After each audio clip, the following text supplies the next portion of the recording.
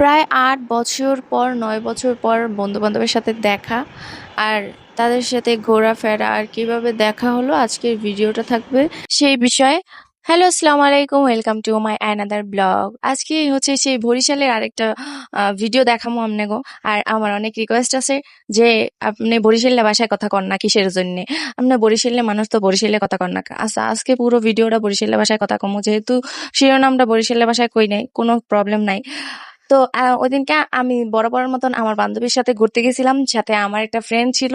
আমাদের কয়েকশো বছর পর দেখা। যদিও আমার ফ্রেন্ড মানে বন্ধুটা হচ্ছে যে আমার বিপদ আপদে অনেক অনেক আসে।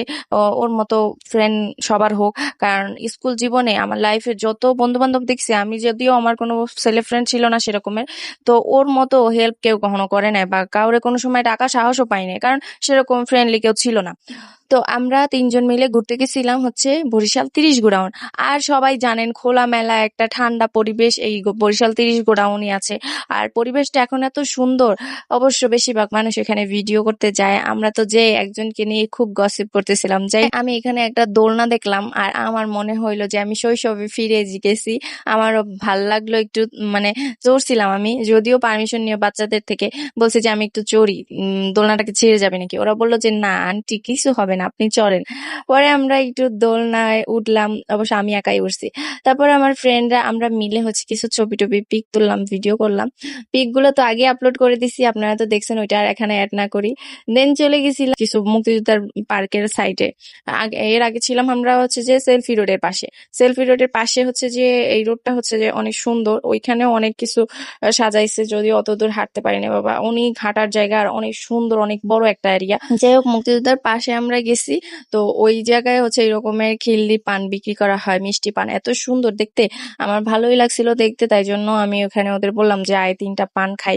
তো ওরা বলতেছে যে না খাবো না, এন তেন। আমি বলতেছি খা, একটু চাবা, এটা তো মাথা করে না, কিছু হয় না। কয় তুই চাবা। কত করে পিস? কোনটা কয় টাকা কইলো? এটা কত? ৩০ টাকা। এটা খাবি? এটা কেমন হবে? দেন একটা দেন। না, ৩ জন আর ৩টা। না ভাই, আমি পান খাই না। আরে লাল হবে না তো। তা ওরা হচ্ছে একটা তো পান খাইবে না, আমি জোর করে পরে পান খাওয়াইছি ওরে। মানে আমি কিনছি, বলছি যে তোকে খাইতে হবে, টাকা অপচয় হবে। এই জন্য হচ্ছে যে পরবর্তীতে ওরা খাইছে। এটা যেহেতু ৩০ গোডাউন, সবাই জানেন আশেপাশে অনেক রকমের দোকান থাকে আর এত ধরনের ফুড কোর্ট থাকে যেগুলা না খেয়ে পারা যায় না। আর আমার এই আইসক্রিম গুলো অনেকদিন ধরে আমি খুঁজতেছিলাম, নামটা ভুলে গেছি। তারপরে আমি এটা কিনে নিছি। আর ওরা বলতেছে কি খাও বড় ভাই, এটা যখন বিট লবণ দিয়ে বানায় না, শেষে টক টক ওইটুকুই ভাল লাগে, পরে না সেই বরফ বরফই লাগে। আপনাদের কার কার কাছে এই আইসক্রিমটা ভালো লাগে জানেন, আমার কাছে তো অনেক বেশি ভালো লাগে, শেষের দিকে ভালো লাগে না। আর এই আইসক্রিমটা খাওয়ার সময় ওরা আমার এত পরিমাণ পচাইছে, কি খাই বড় পোলাপানের মতো হ্যান ত্যান। তবে যাই বলুন, আমি 2 বাচ্চা মা হয়েছি, তাতে কি হয়েছে ভাই, আমার কি পোলাপানের মতো শখ থাকতে পারে না? আমি এখনো ছোট মানুষ। যাই হোক, আমরা এই আইসক্রিম খেয়ে টিয়ে চলে গেছিলাম কফি খাইতে। আর ওরা যেহেতু সেরকম কিছুই খায় না, এই হাবিজাবি ওদের পছন্দ না, তাই জন্য আমরা হচ্ছে যে এই কফি খাইতে গেছিলাম। তার সাথে আরো অনেক কিছু খেয়েছিলাম। তারপর বাচ্চারা বাসায় ছিল, ওদের জন্য কিছু খেলনা নিয়ে তারপরে চা কফি খাওয়ার সময় আমার পুরনো ফ্রেন্ডদের সাথে দেখা হয়ে যায়।